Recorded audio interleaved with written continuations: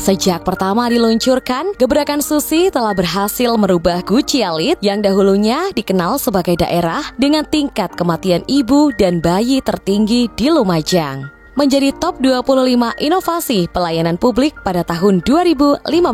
Program ini telah direplikasi oleh seluruh puskesmas di Kabupaten Lumajang dan menarik daerah lain di Indonesia untuk melakukan kaji tiru. Akan tetapi, muncul permasalahan baru, yaitu tingginya angka stunting di Kecamatan Gucialit.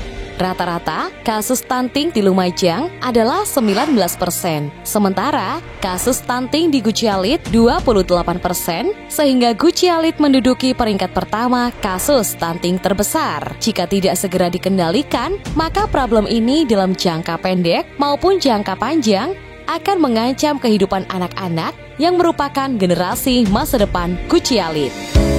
Hasil studi kasus menunjukkan bahwa stunting di Gucialit dipengaruhi berbagai macam faktor.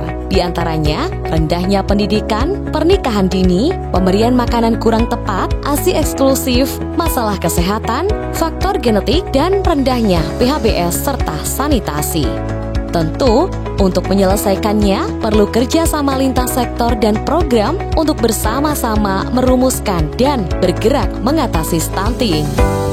Tahun 2018 merupakan langkah awal untuk menyempurnakan gebrakan Susi menjadi gebrakan Susi Pasti, suami siaga, dan penanganan stunting terintegrasi. Implementasi gebrakan Susi Pasti meliputi keterpaduan lintas program lintas sektor, peran aktif masyarakat, serta pemberdayaan suami dan keluarga. Segala hal yang berpotensi menyumbang masalah stunting digarap habis oleh kolaborasi lintas sektor. Seluruh program kebijakan dirumuskan terpadu dan terintegrasi untuk penanganan dan pencegahan stunting. Setelah dilaksanakan inovasi program Susi Pasti, telah terjadi penurunan kejadian stunting di Kecamatan Gucialit. Dan hasilnya, kasus stunting dapat ditekan hingga tersisa 12% saja atau telah melampaui target WHO 18% dan nasional 20%. Mengoptimalkan gebrakan Susi Pasti akan terus dilakukan hingga akhirnya Gucialit terbebas dari stunting.